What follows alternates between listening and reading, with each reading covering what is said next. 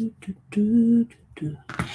kia ora. Helen Brahms here, coming to you live from Surprise in Arizona. Hope you're having a super fantastic, sparkling day. Welcome to Before the Dirt Nap podcast number 1794, Making Discoveries. Yes, it's been a wonderful day of making discoveries. It's been awesome. I have to tell you that. So what happened? What discoveries did we make today? Settle in and I'll tell you. We had a good start to the day. We were up at 5 o'clock this morning. Didn't get to go to sleep till somewhere around 1 o'clock this morning, because somebody decided that she needed to go out. Apparently the food was not agreeing with her again. So she's back on bland food only again, no dog food for a while. See how she goes. She hasn't eaten much. In fact, she's eaten very little today. Not interested in food at all. Like, I ask if she wants food and she just looks at me and walks away. Usually she's like out of the chair and follows me off, but nope. Got to spend some time with my grandkids this morning on FaceTime, which was always awesome, and got to hear about my oldest grandson's first away camp and what he thought of it. And he had a blast, and looks like he's going to go back again, so that's good. He had a great time there, and it was held on a ranch, and so they got to do things like ride horses, take care of the animals, learning about taking care of the animals. The boys slept in a teepee, the girls got cabins. They had a really cool time. So I'm so glad he had a great time and that it was a great experience for him. So yeah, got to talk with my grandkids, which is always a fun job to do. Not a job. It's not a job at all. It's always a fun thing to do, is to do that. And so I can't wait to go. I've got to organize a weekend to go out there to make up for the fact that I didn't get out there for my youngest grandson's birthday. So I'm going to organize a weekend to go out there and spend some time with them again and catch up with all the people in San Diego. Yeah, with my San Diego family.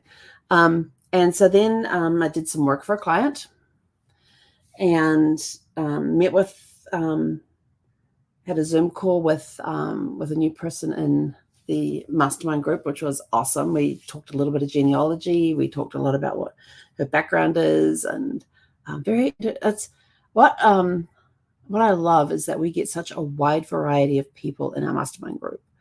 And I just love the variety that we have there. And the people that come into our group are just amazing people with varied backgrounds. And you always learn something new when you meet with somebody who's new to the group. You learn something new about somebody and things like that. And I just love that. So like, they do that. Oh, and so then your brain starts processing what you've been told, and you're going, oh, I've asked them if they know about this, that, or the other thing. So it's really cool. And the cool part is that she's getting to head to her home of her ancestry. In a few weeks, she gets to go to Scandinavia, which is where some of her ancestors are from. And yes, she is going to be visiting some places where her ancestors came from. So I'm super excited for her. I mean, I can't wait to hear about her trip when she gets back. That's going to be awesome. And then we got into doing some more research on that lost leg of the tree again. No messages have been received back from the person, but I did a little more digging, and in the digging I found obituaries for some of them. So it was interesting reading through those obituaries, and I'm like,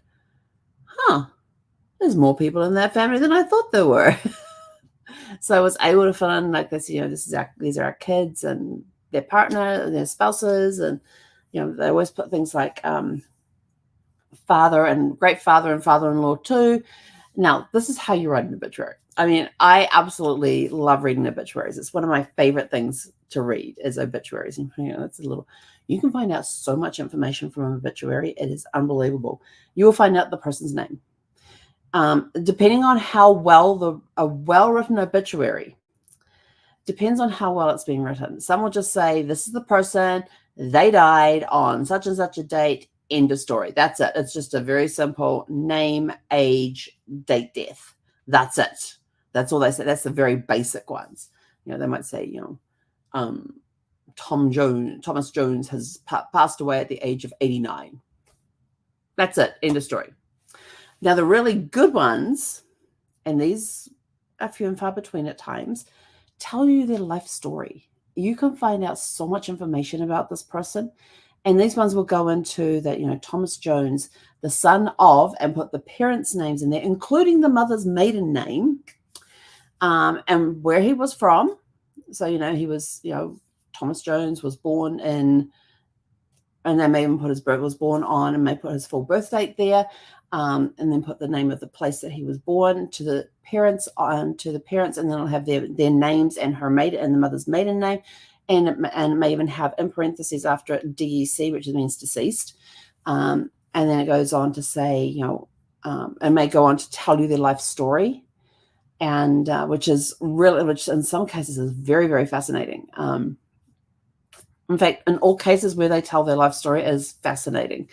And then it turns in and says, survived by, that's when they met, name of their spouse, Sally Sue, and they got married in blah, blah, blah, blah, blah, and, the date, the place name, and then they went and settled here, or they then moved here because they might have been with, and if with the military, it will have a whole bunch of stuff in there of all the places that they have lived and all the things that they have accomplished during that time. If they settle in that town, they settled in the town where they were born and raised, they've known each other their whole lives. And, there's just so many details that people can put in there, and they'll put the name of the spouse, whether it's, whether they are already passed or not, survived, they have survived, in their life story, they may put the name of the spouse there, that they had these kids, but then it's put survived by, and it will have the spouse's name. And if it's a woman, it may have her maiden name written in there. And then it will have father and father-in-law too, and then it lists all the children. Now, they may do it with, father too, and then list all the children, and not mention the spouses in there, or they then put the spouses in a separate sentence, which makes it difficult to match up. But usually they go oldest to youngest when the listings. But then what they also do is that they do one of two things when they're listing spouses, when they're listing the children with their spouses together. They will put the child's name first, then the spouse's name, and if it's like a daughter who is married, they'll put the husband's last name, which I find interesting. They may also do, have a listing. So it might be Thomas Jr. And Mary. So that we've got Thomas Jr. and then we've got Mary, and his wife is Mary, and then it'll have John and let's do a girl first. Cindy Lou and Michael Smith. So you now know that Cindy Lou married Michael Smith, and so it lists all the children in the order of their birth, with the child's name first and then their spouse's name. And so they may do the, Thomas Jr. and Mary, John, Cindy Sue and Michael, and I probably would have got those mixed up anyway, and then just go down the list. And other times they will put the spouse's name in parentheses. So it will have Thomas Jr. with parentheses, Mary, comma, Cindy Sue, in parentheses, John Smith. Things like this. So that's how they will identify the children from the spouses. Other times they will put, and then they will put in the order of birth again, the name of grandchildren, and maybe the name of great-grandchildren, depending on how many there are. If I remember, there was that obituary I read one time. I don't know where I've put it, but I still have it because it's such a fascinating thing. They did not list all of the grandchildren's names and the great-grandchildren's names because there were so many of them. And, this guy had left behind 327 descendants. Yeah, there was his kids, his grandkids, his great-grandkids, and then there was his second great-grandchildren. And there was 327 descendants. And they did not mention all of them. They just mentioned his 10 kids. He either had 7 or 10 children. They listed them with their spouses and then put, and X number of grandchildren, X number of great-grandchildren, X number of 2 great-grandchildren. Because they were not going to list them all. I can see why. There was a lot of them. So, obituaries are full of information. So you find out their life history, and it's basically a mini bio at times. This is the person, this is who they were. And some people are just sort of like, we're just going to put their name and their age and that they died, maybe the date. Others will go, we want to tell this person's story. And this is why it becomes important to tell the story, to tell your story. And I found this really cool company. I'm trying them out. And when I try them out, I'm going to sign up with them to try them out and see how things go. And their concept is really cool. And it is a way for you to tell your story. A very easy way for you to tell your story. So I'm interested. So I'm excited to sign up and see how their product works. And then I'm also going to become an affiliate of theirs if it's as good as I have read that it is. I've read a lot of testimonies, seen a lot of video testimonies, and I just keep getting drawn to this company. It keeps coming back. It keeps coming up time and time and time again. So obviously I'm meant to have something to do with this company, and it helps you tell your story. And when I sign up with them and start working their program to tell my story,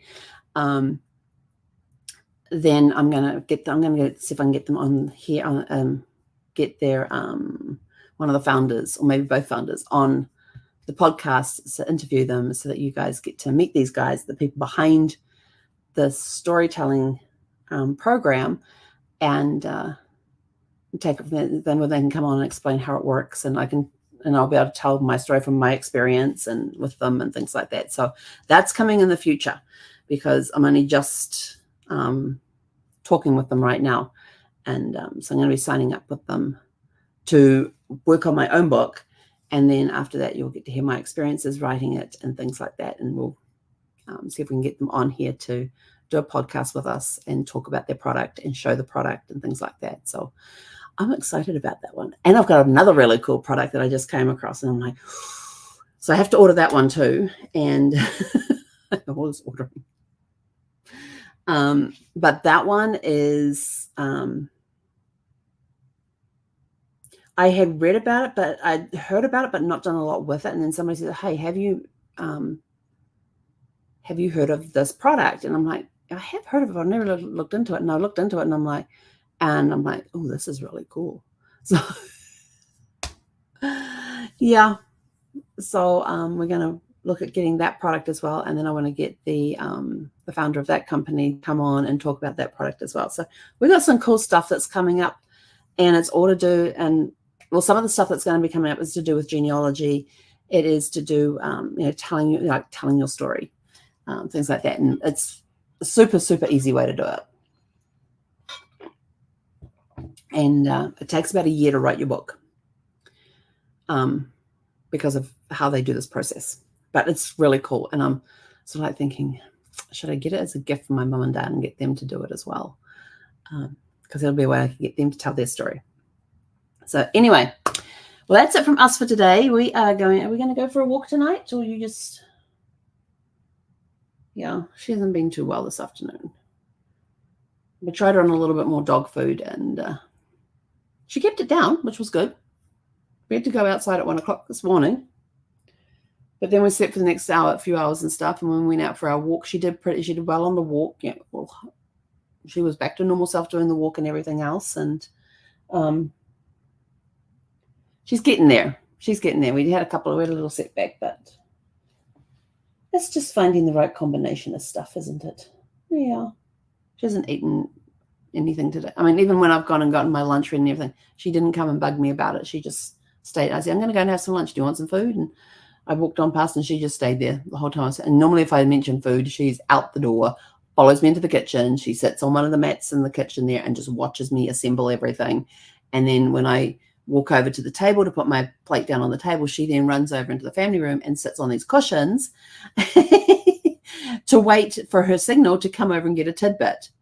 We haven't been doing tidbits for the last few days because of how our digestive system's been. And it's all my fault because I got new dog food and didn't do the blending process to move from one dog food to another. It was just like straight in. So maybe I should go up to the pet store and see if they have that other dog food and go back and get that. Yeah. But we've got to get your stomach right first. So anyway, go out and make what new discoveries have you made about your family tree? What interesting people do you have in your tree? What newspaper articles?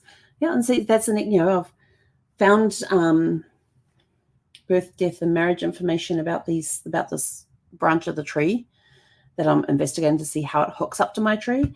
And I even did something different today too, because that surname appears on my mother's side of the family and my father's side of the family. The mother's side of the family would definitely have a DNA connection because it married my second grand aunt. And so it will come off my second grand aunt's line of the tree, unless, and this is my other thought this morning, I woke up and I said, there's two possibilities. I said it could be from the one that's on my dad's side of the family where this last name appears. And so I investigated that today, and no, the DNA connection cannot be from that side of the family because of how I've got a great uncle who's here. He married this family goes along here, and then that other family comes and joins in over here. So there's no DNA connection on that part. So, but it was interesting making discoveries on that side of the tree. So I've ruled out that side of the tree. The only thing I haven't ruled out, which is going to take a lot more digging, and I'm going to need a lot more information, is that this family name comes in somewhere else in the tree that I don't have a connection for yet. So because I have the surname in my tree in two different places, the other thought I had this morning when I woke up was they're not part of those two names, or they may be, but there's another connection on my mother's side of the tree that connects into that family again. There's more than one, and I'm just had this niggling feeling that there's more than one connection for that surname on my mum's side of the family. Yes, I know where it connects through my second great aunt, which is where the DNA will come from. But I'm like wondering, is there another place in that family tree along that particular line that name comes in again? So I'm sort of like, See, this is how you got to work through things. You got to figure things out, and you get these questions, and then it's going and digging around and finding the answers, and that's what I love to do. So, go make discoveries. You're almost like you're like an architect. Although I do have a T-shirt that says genealogy is like playing hide and seek with dead people, and it really is. It really is. You've got a whole bunch of dead people, and you're trying to sort them out. And of course, they can't tell you their story, so you have to go and dig up their story.